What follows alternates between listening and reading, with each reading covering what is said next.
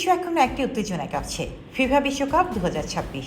আর এবারে বিশ্বকাপ হতে যাচ্ছে ইতিহাসের সবচেয়ে বড়, সবচেয়ে জমকালো এবং সবচেয়ে ব্যয়বহুল আসর।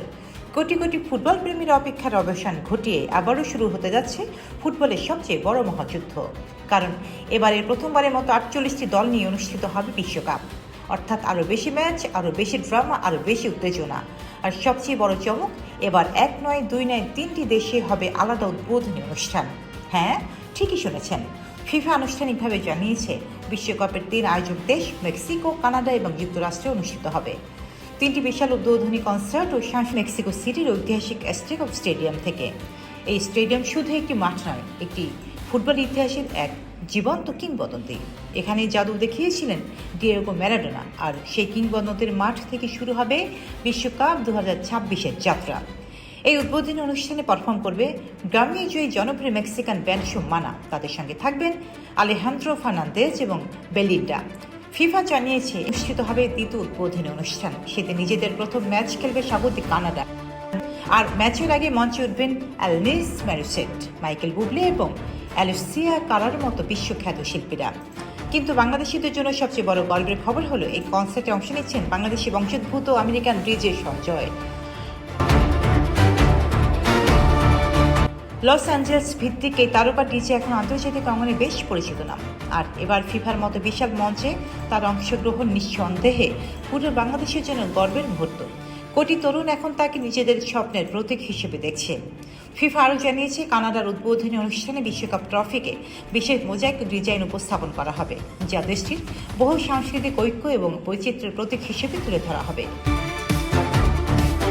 আর একই দিনে যুক্তরাষ্ট্রের লস অ্যাঞ্জেলসের সোফি স্টেডিয়ামে হবে তৃতীয় উদ্বোধনী অনুষ্ঠান। এখানে মূল আকর্ষণ থাকবেন বিশ্বখ্যাত পপ তারকা কেটি পেরি। তার সঙ্গে আরও পারফর্ম করবেন জনপ্রিয় র্যাপার ফিউচার, আফ্রিকান সেন্সেশন র্যামার টাইলা লিসা এবং ভারতীয় তারকা নোরা ফাতেহি। আর এখানেও থাকছেন ডিজে সঞ্জয়।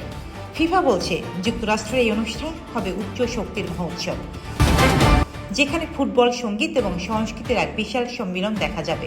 কয়েক কোটি দর্শক লাইভ দেখবে আয়োজন। পুরো পৃথিবীর জন্য একসঙ্গে থেমে যাবে একটি রাতের জন্য।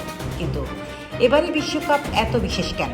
কারণ এটি শুধু একটি টুর্নামেন্ট নয়, এটি হতে যাচ্ছে ফুটবল ইতিহাসের সবচেয়ে বড় বৈশ্বিক উৎসব। 2002 সালে দক্ষিণ কোরিয়া ও জাপানের পর এবার দ্বিতীয়বারের মতো একাধিক দেশে বিশ্বকাপ আয়োজন করা হচ্ছে।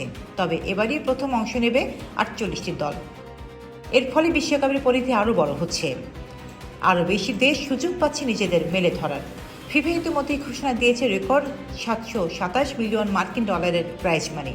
অংশগ্রহণকারী প্রতিটি দল পাবে অন্তত $10.5 মিলিয়ন। আর বিশ্বকাপ জয়ী দল পাবে $50 মিলিয়ন।